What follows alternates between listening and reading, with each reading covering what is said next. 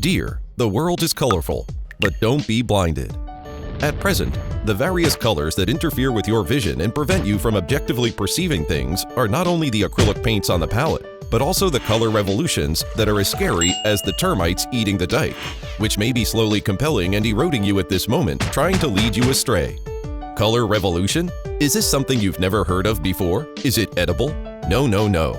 The color revolution is much more terrifying than its lovely name suggests, though. Eastern Europe underwent significant change in the late 1980s, and over the ensuing decades, a series of political events, including the Velvet Revolution in Czechoslovakia in 1989, the president of Yugoslavia's arrest in 2000, the Rose Revolution in Georgia in 2003, the Orange Revolution in Ukraine in 2004, the Tulip Revolution in Kyrgyzstan in 2005, and others led to regime change in Eastern Europe and other countries in the world. These events are collectively referred to as color revolutions since their names are associated with colors or flowers with colors.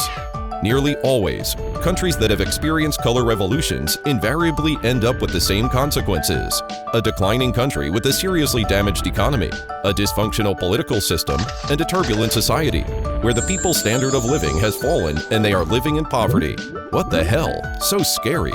What could possibly have caused such a terrible event to occur?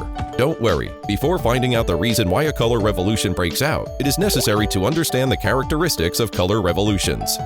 In short, color revolutions have the following three characteristics.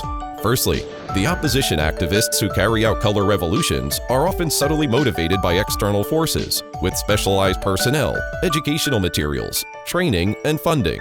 In addition, neither does the newly elected government actively engage in political work for the benefit of the populace after seizing power, nor does it propose any significant political views that set them apart from the current administration.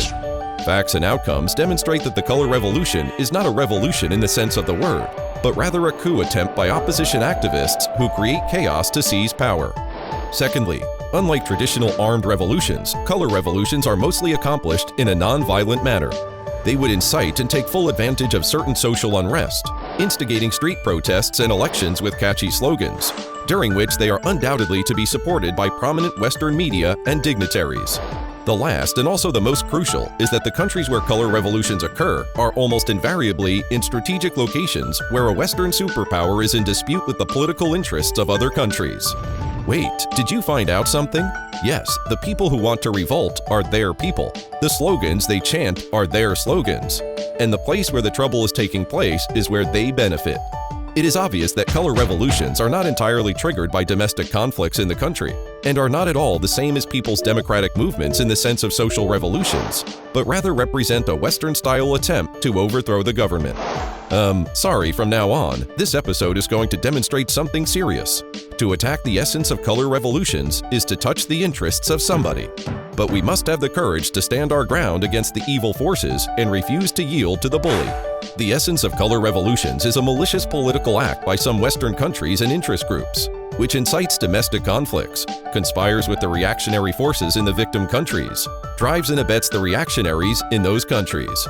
Such a malicious political act is intended to interfere in the domestic affairs of victim countries, create chaos in those countries, overthrow their governments, influence their global political landscapes, and then profit from such means.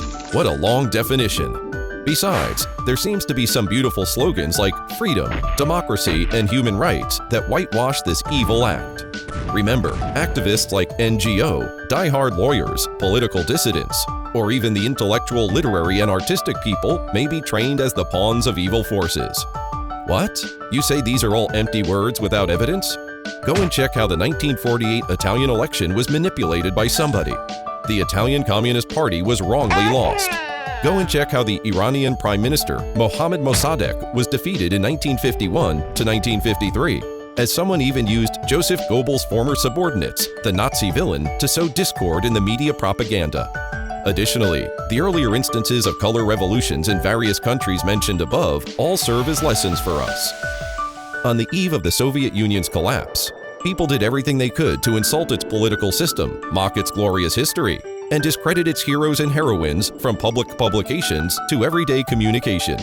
The most common method used by external forces to spark color revolutions in a country is the propagation of irrational emotions in the ideological sphere. such as agitation and rumor-mongering. It was effortlessly for them to deploy tactics like fabrication, deception, and occasionally brainwashing to undermine people's capacity for accurate fact-checking.